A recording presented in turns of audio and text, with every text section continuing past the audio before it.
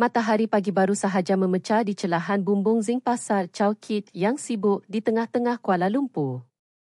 Udara masih terasa lembap dan sisa hujan lebat semalaman menjadikan lorong-lorong pasar basah dan becak, mengeluarkan wap yang bergaul dengan pelbagai aroma yang menusuk hidung, bau hanyir ikan kembung yang disusun di atas ais, haruman serai dan lengkuas dari gerai sayur, dan bau peluh para pekerja yang sudah membanting tulang sejak sebelum azan subuh berkumandang. Di tengah-tengah hiruk-pikuk itu, seorang lelaki tua berjalan perlahan sambil menolak sebuah kereta sorong kayu yang sudah usang dan berkeriut setiap kali rodanya berpusing. Namanya Pak Cik Ismail, seorang pengutip barang terbuang yang sudah lebih 20 tahun mencari rezeki dengan mengais sisa-sisa kehidupan di sekitar pasar dan tong-tong sampah awam. Pakaiannya lusuh. Kemeja pagoda yang dipakainya sudah pudar warnanya dan seluar panjangnya penuh dengan tampalan kain perca. Namun, raut wajahnya yang berkedut seribu sentiasa tenang. Dia tidak pernah lukit dengan senyuman, menyapa sesiapa sahaja yang dikenalinya, walaupun hidup jarang sekali memberinya sebab untuk tersenyum. Pagi, Pak Cik Mil, sapa Mak Cik Salmah, penjual sayur-sayuran yang sudah lama mengenalinya, sambil tangannya lincah mengikat sayur kangkung. Pagi, Salmah. Alhamdulillah, masih dipinjamkan nafas hari ni. Ya, jawab Pak Cik Ismail ringan. Suaranya serak-serak basah, sambil tangannya cekap mengangkat sebuah guni plastik yang dipenuhi botol-botol mineral kosong. Kehidupan Pak Cik Ismail sememangnya amat sederhana. Isterinya telah kembali ke Rahmatullah 5 tahun yang lalu, dan anak lelaki tunggalnya telah merantau jauh ke Sandakan, Sabah, mencari kerja dan jarang sekali mengirim kabar. Namun, biarpun sebatang kara di kota besar ini, dia tetap menjaga maruah dirinya. Dia tidak mahu meminta-minta.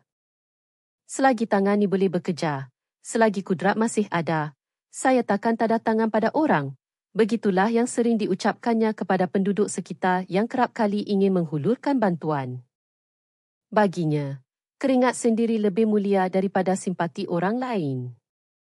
Namun, pagi itu, suasana pasar yang biasanya riuh dengan gelak tawa dan tawar-menawar tiba-tiba berubah tegang. Sebuah kereta peronda polis berhenti mengejut di tepi jalan. Enjinnya masih menderung garang. Dari dalamnya, keluar seorang lelaki berbadan tegap, lengkap beruniform polis, dengan cermin mata hitam berkilat yang menyembunyikan sepasang matanya. Namanya Lance Corporal Rashid, seorang anggota polis yang cukup dikenali dengan sikapnya yang bengis di kawasan itu. Reputasinya agak bercampur baur. Di satu sisi, dia dikenali sebagai seorang yang tegas dan berani menentang penjenayah. Tetapi di sisi lain, ramai peniaga kecil dan penduduk tempatan merasa gerun dengannya kerana sifatnya yang angkuh dan panas baran. Dia tidak teragak-agak untuk menengking sesiapa sahaja di khalayak ramai tanpa sebab yang jelas, lebih-lebih lagi jika moodnya tidak baik. Dan pada hari itu, Rashid jelas sekali sedang dalam keadaan yang tidak baik. Entah kerana pertengkaran di rumah atau baru sahaja menerima teguran daripada pegawai atasannya, raut wajahnya kelihatan tegang dan suaranya sentiasa bernada tinggi. Sebaik sahaja matanya terpandang Pak Cik Ismail yang sedang membungkuk mengutip sebotol plastik di tepi keretanya, dia terus melangkah laju dengan lagak yang sombong. "Hoi, orang tua. Kau buat apa kat sini?" jerkahnya dengan kasar. Suaranya memecah keriuhan pagi itu. Pak Cik Ismail menoleh, sedikit terkejut, tetapi dia tetap cuba bertenang. "Saya cuma ambil botol kosong, Encik. Tak ganggu sesiapa pun. Jangan nak berdalih. Kau nak mencuri, kan? Zaman sekarang ni banyak modus operandi macam kau ni." Pura-pura kutub sampah, tapi mata melilau cari peluang. Suara Rashid bergema, membuatkan beberapa pasang mata di pasar itu mula menoleh ke arah mereka. Mak Cik Salmah memerhati dari jauh dengan penuh rasa cemas. "Itu kan Pak Cik Mil?" bisiknya kepada peniaga di gerai sebelahnya. "Sumpah, Encik. Saya cuma ambil botol plastik, bukan barang orang," ucap Pak Cik Ismail. Suaranya perlahan tetapi tegas, cuba mempertahankan maruahnya yang terasa dipijak-pijak. Namun, Rashid seolah-olah sengaja mencari pasal. Dia tidak mahu mendengar apa-apa penjelasan. Dengan kasar, dia menolak dada Pakcik Ismail. Lelaki tua itu terdorong ke belakang dan kereta sorongnya yang usang itu hilang keseimbangan lalu terbalik. Seluruh isi guni tumpah ke atas jalan yang becak. Botol-botol plastik dan tenten aluminium bergolekan, sebahagiannya masuk ke dalam longkang yang berai keruh, berselerakan di atas tanah yang basah. Tengok tu. Menyusahkan orang saja kerja kau ni, hadik Rashid sambil menendang sebotol air yang bergolek ke arah kakinya. Beberapa orang peniaga mula berkerumun, ingin masuk campur, tetapi niat mereka terbantut apabila melihat lencana polis di uniform Rashid. Sudahlah, jangan cari pasal. Nanti kita pula yang kena, bisik salah seorang daripada mereka. Pakcik Ismail hanya mampu menunduk, matanya mula berkaca. Harga dirinya terasa lumat seperti sampah yang dikutipnya. Dengan perlahan, dia berjongkok, mengutip satu persatu botol yang tumpah, tidak mempedulikan tangannya yang kotor terkena lumpur. Maafkan saya, Encik. Saya akan bersihkan semula, katanya lirih. Tetapi, seolah-olah masih belum puas, Rashid menendang pula kereta sorong itu sehingga terpelanting lebih jauh. Jangan nak berlakon baiklah. Kau ingat aku ni bodoh? Suasana menjadi senyap sunyi. Semua orang terdiam. Hanya kedengaran bunyi botol-botol plastik yang dipijak dan langkah-langkah kaki orang ramai yang perlahan-lahan menjauh dari kekecohan itu. Dari kejauhan, seorang pemuda yang memakai jaket hijau grapefruit sedang memerhatikan seluruh kejadian itu dengan raut wajah yang tegang. Dia baru sahaja selesai menghantar pesanan sebungkus nasi lemak dan teh tarik ke salah sebuah gerai di situ.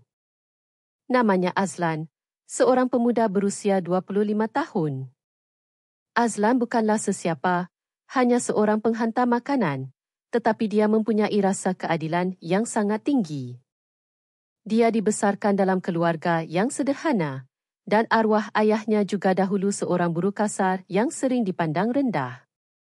Jadi, apabila melihat seorang warga emas seperti Pakcik Ismail dilayan sewenang-wenangnya, hatinya terus mendidih. Dia melangkah mendekat, cuba menahan diri agar tidak bertindak melulu. Encik, sudahlah tu. Tak payah berkasar macam ni. Dia tak buat apa-apa pun, ucapnya dengan nada yang berhati-hati tetapi jelas. Rashid berpaling, merenungnya dengan tajam dari atas ke bawah. Kau siapa? Nak campur tangan urusan polis? Ha? Bukan nak campur tangan, Encik. Tapi semua orang kat pasar ni kenal Pakcik Ismail. Dia tak pernah ganggu sesiapa. Dia cuma kerja kutip barang terpakai untuk cari makan. Suara Azlan yang lantang itu membuatkan suasana semakin riuh. Beberapa orang peniaga yang tadinya dia mula berani bersuara perlahan-lahan. Betul tu, Encik. Pakcik Mil orang baik. Tak mungkin dia mencuri. Kami semua kenal dia. Namun, bukannya reda, kemarahan Rashid semakin meluap-luap. Dia merasakan kewibawaannya sedang dicabar di hadapan orang ramai. Korang semua diam. Aku yang bertanggungjawab jaga keselamatan kat sini, bukan korang. Dengan emosi yang tidak terkawal, dia menatap Azlan dengan pandangan yang menghina. Amboi, kau nak jadi jago, ya? Budak-budak macam kau ni sekarang memang ramai yang kurang ajar. Nak lawan pegawai? Azlan menahan nafas. Dia tahu risiko besar yang dihadapinya apabila mencabar seorang anggota polis di khalayak ramai. Tetapi melihat Pakcik Ismail yang sedang terketar-ketar mengutip botol di bawah kakinya membuatkan darahnya menggelegak. Saya cuma cakap benda yang betul, Encik. Kalau nak jadi penguat kuasa, sepatutnya tolong orang yang lemah, bukan pijak mereka. Ayat itu membuatkan orang ramai yang berkerumun terus menahan nafas. Suasana seketika menjadi hening. Rashid melangkah mendekat, wajahnya merah pada menahan marah. Kau cakap apa tadi? Ulang balik kalau berani. Azlan menatap terus ke dalam cermin mata hitam Rashid, tanpa rasa takut. Saya cakap, Encik bukan wira kalau tugas Encik menindas orang miskin. Tanpa berfikir panjang, Rashid terus menolak Azlan dengan kasar. Kurang ajar. Tubuh Azlan hampir tersembam, tetapi dia sempat mengimbangi badannya, cuba untuk terus bertenang. Namun, sebaik sahaja dia melihat Rashid menendangguni Pakcik Ismail sekali lagi, kesabarannya terus hilang. Azlan segera memegang tangan Pakcik Ismail, menariknya untuk berdiri. Pakcik, sudah. Jangan kutip lagi. Biar saya yang uruskan. Rashid ketawa sinis. Kau nak jadi heru? Ha? Bukan heru, Encik. Cuma manusia yang masih tahu beza antara yang benar dengan yang salah. Ucapan itu umpama mencurah minyak ke dalam api. Rashid terus melayangkan penumbuknya, tetapi Azlan sempat menunduk dengan pantas. Pukulan itu tersasar dan malah membuatkan Rashid hilang keseimbangan untuk seketika. Orang ramai mula menjerit. Wai, jangan bergaduh kat pasar. Polis ni dah melampau. Namun, sebelum keadaan menjadi lebih huru-hara, satu suara garau yang tegas dari hujung jalan memecah kekecohan itu. Rashid, berhenti sekarang juga. Semua mata menoleh. Dari arah sebuah kereta Proton X70 hitam tanpa sebarang tanda polis, keluar seorang lelaki berusia lingkungan 50 tahun, berpakaian kemeja biasa tetapi kelihatan sangat berwibawa. Dialah Tuan Inspektor Kamal, pegawai atasan langsung kepada Rashid. Langkahnya tenang tetapi setiap jejaknya penuh dengan ketegasan. Pandangan matanya tajam menikam. Apa lagi yang kamu buat ni? Pagi-pagi dah buat kecoh depan orang ramai. Rashid serta-merta berdiri tegak. Riak wajahnya yang bengis tadi terus berubah menjadi cemas. Lapor, Tuan. Saya cuma nak kawal keadaan. Ada seorang pengemis yang mencurigakan. Inspektor Kamal menjeling ke arah Pakcik Ismail yang masih terketar-ketar memegang guninya yang koyak.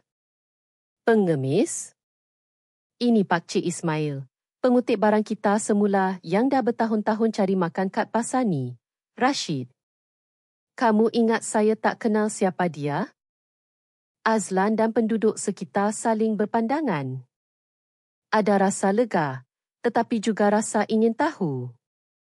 Inspektor Kamal menatap orang bawahannya itu dengan pandangan yang dingin. Kamu fikir, bila pakai uniform ni, kamu boleh malukan orang sesuka hati di jalanan? Kalau kamu sendiri tak boleh kawal emosi depan rakyat, apa bezanya kamu dengan Samsung? Rashid terdiam 1000 bahasa. Wajahnya yang tadi merah padam kerana marah kini bertukar merah padam kerana malu. Inspektor Kamal kemudiannya beralih ke arah Pakcik Ismail. Pakcik, tak apa-apa? Pakcik Ismail menunduk hormat. Tak apa-apa, Tuan. Cuma botol-botol saya saja yang tumpah. Inspektor Kamal menghela nafas panjang, lalu berkata, kutip semula. Nanti saya suruh anggota lain bantu. Dia kemudian menoleh kepada orang ramai. Saya minta maaf ya, Pakcik, Makcik, atas salah laku anak buah saya. Warga yang sejak tadi dia mula berbisik-bisik sesama sendiri. Di celah-celah kerumunan itu, ada yang sedang merakam kejadian itu secara diam-diam menggunakan telefon bimbit. Azlan menatap Rashid dengan ekspresi kecoh, bukan lagi marah. Tengok, Encik. Kalau nak dihormati, bukan dengan kekerasan, tapi dengan sikap. Rashid mengetap gigi menahan geram, tetapi dia tidak mampu berbuat apa-apa di hadapan ketuanya. Inspektor Kamal memberi isyarat kepada Rashid untuk kembali ke kereta peronda. Kamu balik ke balai. Petang nanti kita bincang. Kereta peronda itu akhirnya bergerak pergi perlahan-lahan, meninggalkan suasana pasar yang masih tegang tetapi sudah mula reda. Azlan membantu Pak Cik Ismail membetulkan semula kereta sorongnya yang terbalik. Sudahlah, Pak Cik. Jangan fikirkan sangat. Pak Cik tak salah apa-apa. Pak Cik Ismail tersenyum nipis, sebuah senyuman yang penuh dengan kepasrahan. Terima kasih, Nak. Dunia ni memang pelik. Kadang-kadang yang lemah disangka jahat, yang berkuasa disangka sentiasa benar. Azlan turut tersenyum. Tapi masih ada mata yang memandang, Pak Cik. Masih ramai yang prihatin. Mereka berdua kemudiannya duduk sebentar di tepi jalan, menghirup udara pagi yang mula terasa hangat. Tetapi mereka tidak tahu bahawa kejadian itu hanyalah satu permulaan. Kerana video rakaman amatur yang memaparkan Lance Corporal Rashid menindas seorang pengutip barang terbuang sudah mula tersebar dengan pantas di media sosial. Dan dalam masa beberapa jam sahaja, nama Rashid akan menjadi bualan hangat di seluruh negara. Rizal terbaring di atas katil di dalam bilik sewanya yang sempit. Wajahnya lebam, bibirnya pecah dan seluruh tubuhnya terasa sengal dipenuhi calar-balar. Beberapa orang pemuda dari kawasan perumahan itu silih berganti menjaganya. Sementara itu, Pak Karta, ketua kampung, duduk di birai katil, menatap pemuda itu dengan perasaan simpati dan kagum yang bercampur baur. Anak muda, kamu memang berani, ujar Pak Karta perlahan. Tapi tindakan kamu ini berbahaya. Mereka takkan berhenti begitu saja. Rizal, yang nama sebenarnya Azlan tetapi sering dipanggil Rizal oleh kawan-kawannya, tersenyum lemah. Pak, kalau kita semua berundur, mereka akan terus menindas orang yang tak berdaya. Saya tak apa-apa. Asalkan Puan Aisyah selamat. Dalam zesi cerita yang tersebar di kampung itu, nama Pak Cik Ismail telah ditukar kepada Puan Aisyah, seorang janda yang diugut oleh dua orang lelaki yang menyamar sebagai pegawai. Tetapi inti ceritanya tetap sama, penindasan oleh pihak berkuasa. Kata-kata Azlan itu membuatkan hati Pak Karta bergetar. Dia tahu pemuda ini ikhlas, bukan sekadar mahu mencari nama. Di sisi lain, Puan Aisyah, yang mendengar khabar Azlan cedera teruk, bergegas datang melawat. Sebaik sahaja melihat keadaan Azlan yang terbaring lemah, matanya terus berkaca. Ya Allah, Rizal. Kenapa kamu sanggup buat sampai macam ni? Semua ni salah saya, rintihnya. Azlan menoleh dengan susah payah. Bukan, Puan. Ini bukan salah sesiapa. Ini salah mereka yang sewenang-wenangnya menggunakan kuasa. Saya cuma nak tegakkan kebenaran. Air mata Puan Aisyah akhirnya tumpah jua. Hatinya bercampur baur antara rasa bersalah, terharu dan bangga dengan keberanian pemuda itu. Kejadian serangan terhadap Azlan itu telah menyemarakkan lagi api kemarahan penduduk kampung. Malam itu, satu pertemuan tergempar diadakan di Balai Raya. Ketua kampung, Pak Sastru, duduk di hadapan dengan wajah yang serius. Saudara-saudari sekalian, ucapnya dengan lantang. Kita tidak boleh berdiam diri lagi. Dua orang itu sudah melampau. Mereka mengaku sebagai penguat kuasa, tetapi kelakuan mereka lebih teruk daripada Samsung. Sekarang, mereka sudah mencederakan anak muda kampung kita. Ini satu penghinaan bagi kita semua. Penduduk kampung bersorak marah. Betul, Pak. Kita mesti lawan. Seorang ibu separuh baya menambah, saya selalu nampak mereka ganggu budak-budak muda kat simpang jalan tu. Tapi baru kali ni ada yang berani melawan. Kalau bukan kerana Rizal dan Puan Aisyah, mungkin kita semua masih membisu. Pak Sastro mengangguk. Esok, saya sendiri akan bawa semua bukti ke Ibu Pejabat Polis Daerah. Kita minta perlindungan rasmi. Dan malam ini, kita akan berjaga bersama-sama di rumah Puan Aisyah. Jangan biarkan dia sendirian. Semua penduduk bersetuju. Malam itu, beberapa orang pemuda mengadakan rondaan di sekitar rumah Puan Aisyah, menunjukkan solidariti dan keberanian yang telah lama terpendam. Sementara itu, Bo dan Arman, dua watak dalam zesi cerita ini yang mewakili oknum jahat itu, duduk di sebuah gudang kosong. Wajah mereka muram.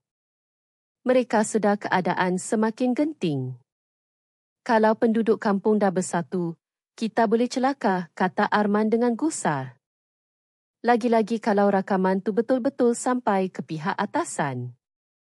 Bo mengetap gigi. Tapi kita pun tak boleh undur macam tu saja. Kalau mereka buat laporan, habis nama kita. Kita boleh masuk lokap. Habis tu nak buat apa? Nak serang lagi? Arman mula goyah. Kalau sampai ada yang mati, bukan setakat kena buang kejar, kita boleh meringkuk dalam penjara seumur hidup. Kali ini, Bo sendiri mula ragu-ragu. Mereka memang kelihatan garang di jalanan, tetapi untuk berhadapan dengan kemarahan seluruh kampung dan undang-undang rasmi, mereka tahu mereka bukan siapa-siapa. Pagi esoknya, Pak Sastro bersama beberapa orang penduduk, termasuk Azlan yang masih berjalan terhincut-hincut, berangkat ke Ibu Pejabat Polis. Mereka membawa bukti rakaman video, surat ugutan, serta laporan daripada saksi-saksi mata. Di Pejabat Polis, mereka disambut oleh seorang pegawai kanan bernama Kompol Hendra. Wajahnya tegas dan nada bicaranya dingin. Dia mendengar dengan teliti setiap keterangan yang diberikan. Setelah menonton rakaman video itu, dia menghela nafas panjang. Saya kenal dua orang ini. Mereka memang anggota kami, tapi sudah sering kali menimbulkan masalah. Terima kasih kerana tuan-tuan berani membuat laporan. Perkara ini tidak boleh dibiarkan. Penduduk kampung saling berpandangan dengan lega. Akhirnya, ada pihak berkuasa yang sudi mendengar rintihan mereka. Kompol Hendra menyambung, kami akan bertindak segera. Tapi saya minta tuan-tuan semua bertenang dan sentiasa berwaspada. Jangan ambil tindakan sendiri. Biarkan undang-undang yang berjalan. Petang harinya, ketika Bo dan Arman sedang duduk di sebuah warung, tiba-tiba datang beberapa buah kereta polis. Kompol Hendra sendiri yang mengetuai operasi itu. Bo, Arman, kamu berdua ikut kami sekarang. Ada laporan rasmi mengenai penyalahgunaan kuasa dan tindakan kekerasan yang kamu lakukan. Wajah kedua-duanya menjadi pucat lesi. Mereka cuba melarikan diri, tetapi penduduk kampung yang sudah sedia berkumpul di sekitar warung itu terus menghalang laluan mereka. Jangan lari. Hadapi akibat perbuatan kamu, jerit seorang pemuda. Matahari baru sahaja naik di atas atap Seng Pasar Chow Kit. Udara masih lembap. Di tengah-tengah keramaian itu, Pak Cik Ismail berjalan perlahan menolak kereta sorongnya yang usang. Walaupun hidup tidak pernah memberinya banyak sebab untuk tersenyum, dia tetap menyapa sesiapa sahaja dengan ramah. Namun pagi itu, ketenangannya diganggu oleh Lans Kopral Rashid yang angkuh. Pertengkaran kecil itu memuncak apabila Azlan, seorang penghantar makanan, masuk campur untuk membelah Pak Cik Ismail. Kehadiran Inspektor Kamal meredakan keadaan, tetapi tidak sebelum rakaman insiden itu mula tersebar di media sosial, mencetuskan kemarahan netizen di seluruh negara. Kisah mereka menjadi simbol pertembungan antara kekuasaan dan maruah, antara keangkuhan dan keberanian. Kisah itu, dalam pelbagai zersi, menjadi buah mulut orang ramai, seolah-olah setiap orang mempunyai tafsiran mereka sendiri tentang apa yang benar-benar berlaku. Ada yang menambah cerita, ada yang mengurangkannya, Tetapi mesej utamanya tetap sama. Rakyat kecil telah bersuara menentang ketidakadilan. Dan di pejabat polis, Lance Corporal Rashid kini berdepan dengan akibat perbuatannya. Satu pengajaran pahit tentang bagaimana kuasa, jika disalahgunakan, boleh memusnahkan diri sendiri. 2 minggu telah berlalu sejak insiden di Pasar Chow Kit. Kehangatan di Diotula itu sudah mula reda, digantikan dengan isu-isu baharu yang lebih sensasi. Tetapi bagi mereka yang terlibat secara langsung, peristiwa itu meninggalkan kesan yang mendalam. Bagi Pak Cik Ismail, hidupnya kembali seperti biasa, tetapi dengan sedikit perubahan. Dia tidak lagi dipandang sepi. Ramai peniaga kini menyapanya dengan lebih mesra, malah ada yang sengaja menyimpan botol-botol kosong dan kotak kardbod untuknya. Pak Cik Mil, niha botol-botolnya. Jangan kutip kat tong sampah lagi. Ambil dari gerai saya saja, kata seorang penjual buah sambil menghulurkan sebuah guni yang penuh. Pak Cik Ismail tersenyum lebar. Wah, terima kasih banyak, nak.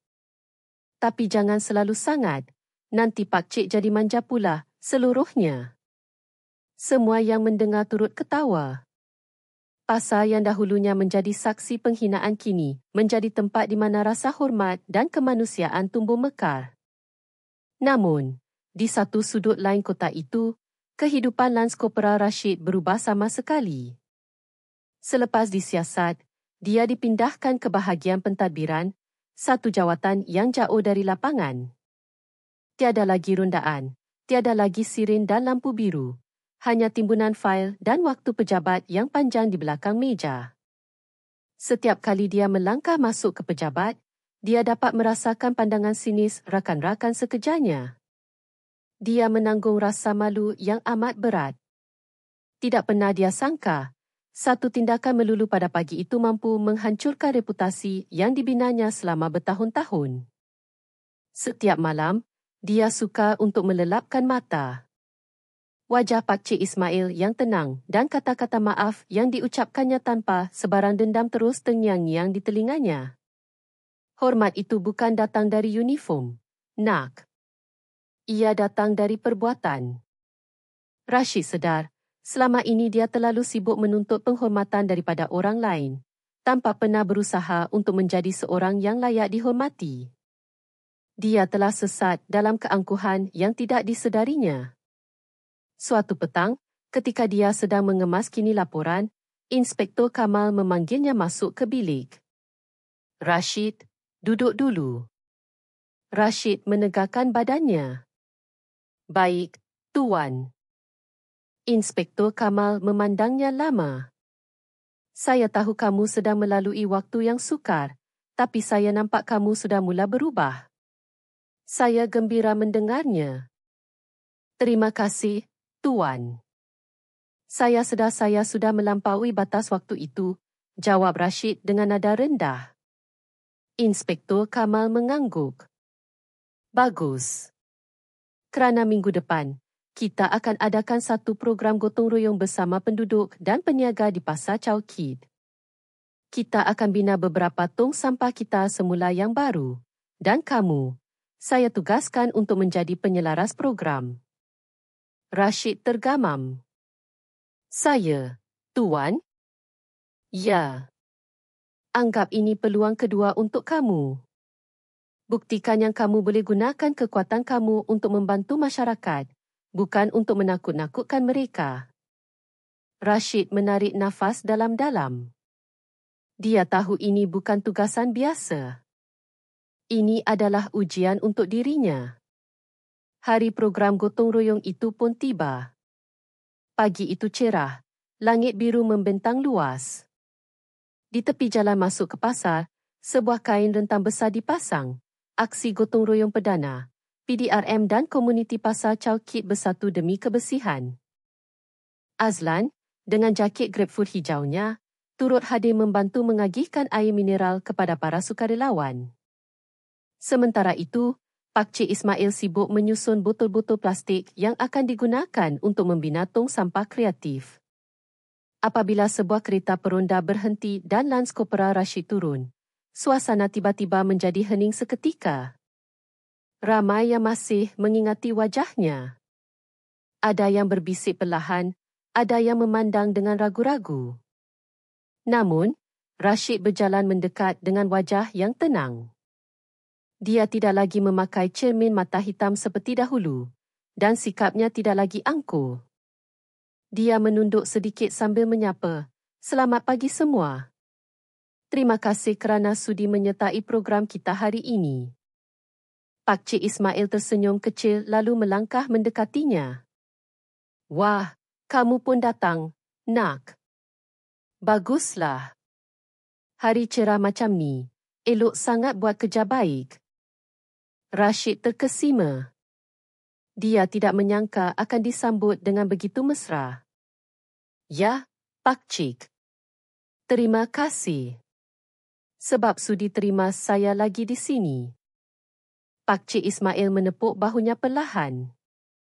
"Kamu dah minta maaf. Sekarang, buktikan yang kamu dah belajar dari kesilapan."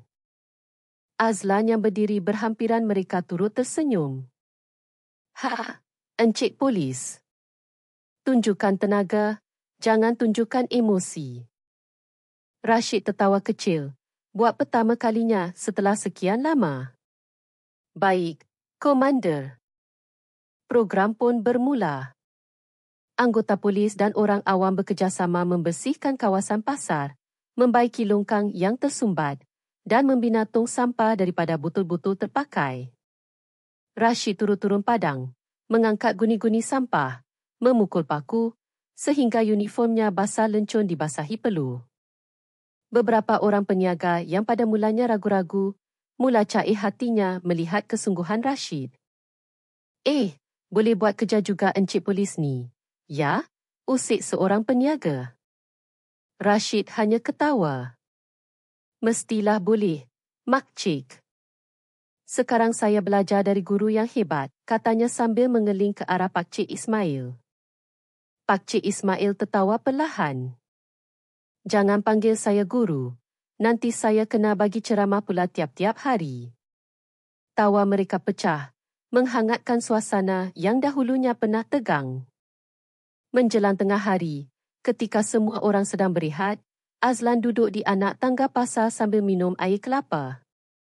Rashid datang dan duduk di sebelahnya.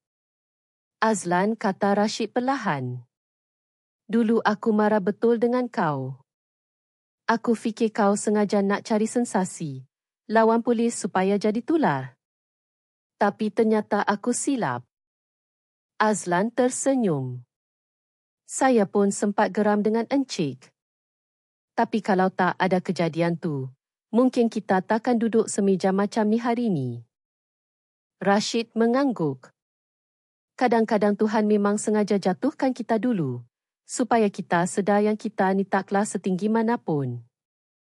Suasana hening seketika. Kemudian Azlan menunjuk ke arah Pak Cik Ismail yang sedang duduk di bawah pokok, berkongsi roti dengan seorang kanak-kanak. "Tengok tu, Encik. Orang macam dia, hartanya tak banyak, tapi boleh buat ramai orang gembira." Rashid memandang ke arah yang sama. "Ya. Dia lebih kaya daripada kita semua." Petang menjelang, program pun selesai. Pasar kini kelihatan lebih bersih. Longkang-longkang mengalir lancar dan tong-tong sampah baharu berdiri megah di setiap sudut. Inspektor Kamal datang meninjau hasilnya. "Bagus. Semua berjalan lancar. Saya bangga tengok kamu semua bekerjasama." Pak Cik Ismail menyalami Inspektor Kamal dengan sopan. "Terima kasih, Tuan. Saya gembira tengok polis sekarang dah boleh beramah mesra dengan rakyat." Inspektor Kamal tersenyum. "Memang itu yang sepatutnya, Pak Cik." Rashid yang berdiri di belakang mereka, melangkah ke hadapan dengan sebuah guni besar di tangannya. "Tuan, saya dah kumpulkan sisa botol-botol terpakai. Boleh saya serahkan pada Pak Cik Ismail untuk dijual?" Pak Cik Ismail memandangnya dan tertawa. "Wah, Sekarang dah tolong saya cari rezeki pula. Terima kasih, nak. Rashid menggeling. Anggap saja ni hutang lama saya yang belum lunas. Beberapa hari kemudian, sebuah video baharu mula tular di media sosial. Kali ini, ia bukan tentang keganasan, tetapi tentang kerjasama. Video itu menunjukkan Rashid, Azlan dan Pakcik Ismail bekerja bahu-membahu di pasar. Suara latar daripada salah seorang peniaga kedengaran lembut. Dulu, pasar ini menjadi saksi perpecahan kerana salah faham. Kini, ia menjadi tempat perdamaian kerana keikhlasan. Video itu tular sekali lagi, tetapi dengan naratif yang berbeza. Tajuknya, apabila pengutip sampah, penghantar makanan dan anggota polis bersatu demi komuniti. Komen-komen netizen membanjiri ruangan komen. Salut. Inilah perubahan yang sebenar. Daripada tular negatif kepada inspirasi positif. Semoga makin ramai anggota polis macam ni. Rashid membaca komen-komen itu di telefon bimbitnya sambil tersenyum kecil. Dia tidak lagi memerlukan pengiktirafan daripada orang ramai, tetapi melihat kepercayaan masyarakat kembali pulih adalah satu kelegaan yang tidak ternilai. Dia menaip satu pesanan ringkas kepada Inspektor Kamal. Terima kasih, Tuan. Saya takkan sia-siakan peluang kedua ini. Dan dari sebalik skrin telefonnya, Inspektor Kamal membalas, saya percaya kamu boleh berubah.